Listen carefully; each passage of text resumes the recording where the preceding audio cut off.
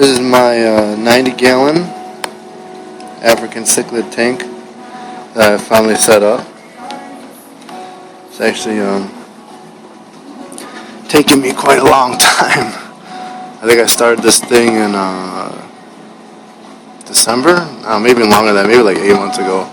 But basically started from the ground up, doing from an empty tank and stripping out the silicone, re-siliconing it, getting it drilled, and I'm glad I did it though. Did it the right way. This tank I got a DIY sump I built, and did all this PVC myself. And if you can see, these are my overflows right here. The resealing though, the resealing is definitely worth it. I'm glad I did it. The stuff in there, the tank never leaked. It just, the seals, they didn't look as good, and they looked bad and were dirty with algae, and they couldn't get out and stuff. But when I took that stuff off, that stuff came out pretty simple. It was a pain, but it was pretty simple. Some of the stuff I could literally just pull off without even having to really razor it. And I figured that's just how it's supposed to, must just come off like that. But I found out this new stuff that I put on, after I let it dry, the stuff I let dry that I got on the glass where I didn't want, I had a hard time scraping it off even with the razor. So I realized that's how it's actually supposed to be on there. I'm glad I put it on there now, because I have definitely a little more feeling of security with knowing all this water is being held up strong the way it is now. But there's a lot of videos out there if you want to look up how to reseal your tank. It's pretty simple. It's a pain, but it's simple, and anybody can really do it. And if you got bad seals, it's definitely worth strengthening them again. These lights, the lights I got in here are actually 2 blue actinics and just a white.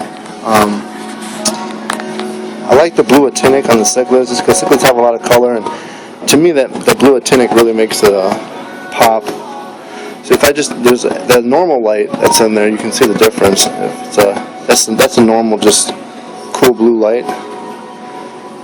Looks, it's like whatever. But the color in the cichlids kind of fades in with them. Here's only the blue actinic,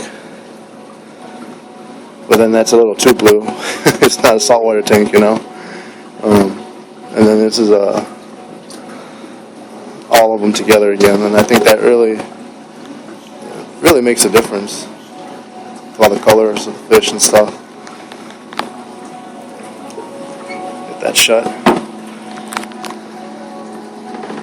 I did, like I said, I did choose to drill the tank. I got 2 2-inch PVC overflows there, and it is skimming off the top. You can see that there's 2 there. That one's not actually doing anything. That's actually just a backup. That one's the one that the water's actually going into, and it's basically if that one ever gets clogged, the water then gets a little higher and goes down that one instead. I can't see anything clogging this 2-inch overflow, but if I ever have a snail problem or whatever, or I don't know, a giant fish gets stuck down there, stuck on there, is dead or something, maybe that would cause it. But instead of having the weirs on there, because the way I have it, actually with that, it's my wife's fishnet stockings I took a pair of scissors to. Hope she doesn't mind, but anyways, that's what that is. Instead of building the weir on there, trying to figure out how to do that. I like it like this because these bulkheads that I use, these bulkheads are actually, bulkheads are hard to find actually. I went to everywhere I could think of, Home Depot, Menards, Lowe's, Ace Hardware, True Value. Nobody carries this, even plumbing specialty shops. You ask them, you got any bulkheads? And I'm like, huh? What's a bulkhead? So finally, after all that searching, I went to actually online and looked that up, Dr. Foster's and Smith, and they had them just perfect. Actually what I wanted. I don't know if you can see that or not.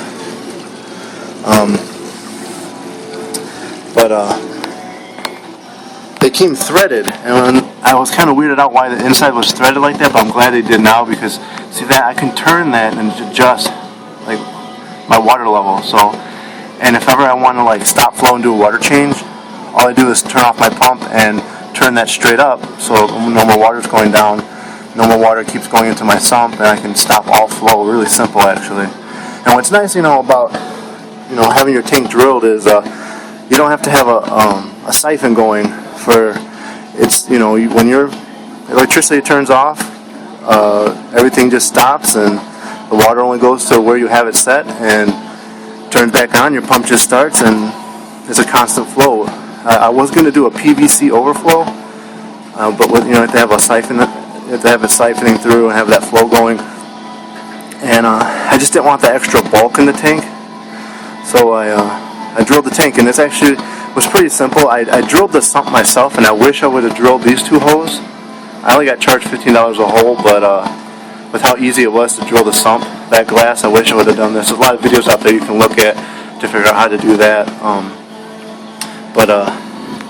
Yeah, I wish I would have done it myself. You can get I found the drill bits for I got mine for $5 on Amazon. This was free shipping.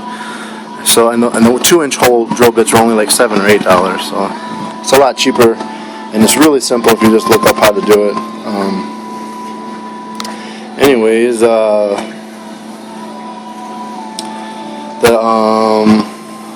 bulkheads, yeah, and then, oh yeah, I painted the back.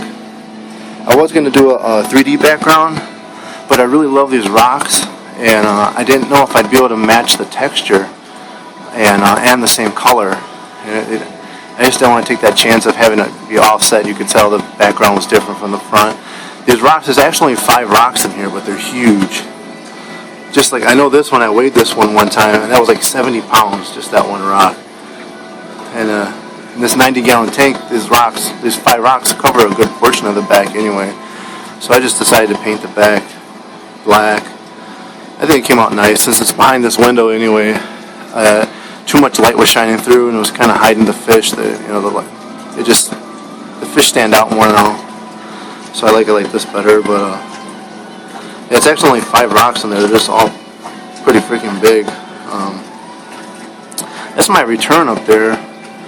Actually, I don't know if you guys have any ideas how I can change that return, because it doesn't look strong, but it's actually really strong. I had my earth heater over there. I watched him actually get pinned on the rock right there, and I realized none of the fish ever stay in this side of the tank, and I realized, or that corner of the tank, and I realized because the flow is way too strong. That's the only place I can put the flow. If I put it a millimeter one way or the other way, it'll either blow all the sand to one side of the tank, or it blows all the plants over. So right now it's just beating down on that rock. I was going to do one of those spray bars, but I just didn't want that extra bulk in the tank. So if any of you guys have any ideas what I can do to try to like make that spread that out better or something, I don't know. You know, you can make a comment or whatever. Give me an idea. Here's my sump. This is my DIY sump. I got an Milwaukee pump. Thanks to a friend at work, hooked me up with that. Actually free. So this thing's moving crazy amounts of water. Anyways, this is my sump down here. I got these Rubbermaid bins, all drilled. They're all drilled evenly, so the water kind of like rains down each stage of filtration. I got 5 stages actually. The first one's just pure filter floss. Even got some charcoal in there, and then the second one is more filter floss. And then instead of using, I couldn't find them anywhere. I don't know why everybody uses the scrubbies, the plastic scrubbies, and I couldn't find them anywhere. I went to every dollar store there was, and I just couldn't find them. And so I ended up I found it at the dollar store. I hope it works out. I don't see why it wouldn't, but I used loofahs. At the dollar store I went to, they had 5 loofahs for $1. So I had an entire shopping cart of loofahs, and I bought them, and I just jammed them all in. There's full loofahs in those bottom 3 trays there. Anyways, that's my pump, and I gotta change that. You see, that's the one flow coming down right there. For the backup, if it ever did back up, it would just splash on top of there. I gotta make another hole there, but I just haven't done it yet. Other than that, that's really about it.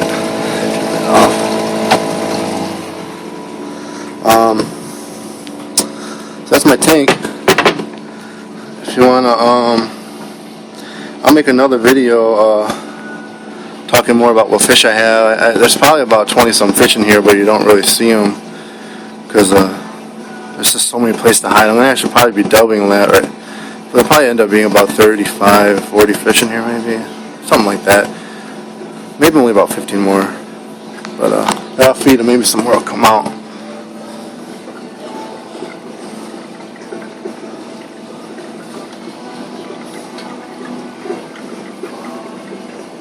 guys. Anyways, that's my fish. Yeah, there's only a few of them out. There's really like almost like 20 in there. Got some Synodotus catfish in there. I think they're Maltese. Okay, this video is way too long. Alright, peace.